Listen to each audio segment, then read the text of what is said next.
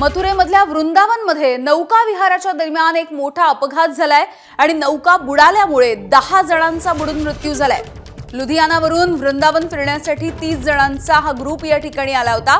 त्यापैकी 25 जण हे नौका विहार करत होते आणि त्याच वेळेला शृंगार घाटाजवळ या नौकेचा अपघात झालाय। नौका विहार करत असताना यमुना नदीमध्ये हा अपघात झाला। सुदैवाने 16 ते 17 जणांना वाचवण्यामध्ये तातडीने यश आलं, मात्र दुर्दैवाने 10 जणांचा यामध्ये मृत्यू झालेला आहे।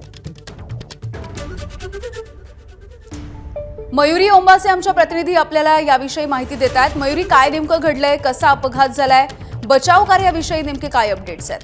यामिनी, आपण जसं बघतोय की मथुरा जिल्ह्यातल्या वृंदावन मधल्या यमुना नदीत हे 30 पर्यटक जात होते। त्या जी स्टीमर मधून जे प्रवास करत होते ते स्टीमर पलटी झाला आणि यामध्ये 10 पर्यटक बुडून मरण पावलेत। त्यापैकी 6 महिला आहेत आणि 4 पुरुष आहेत।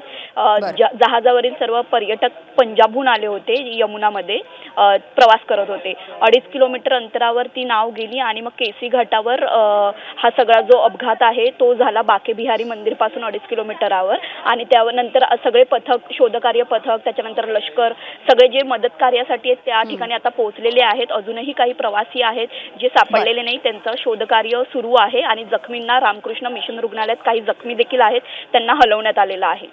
अगदी मयूर, धन्यवाद सविस्तर अपडेटसाठी। एबीपी माझा, उघडा डोळे बघा नीट।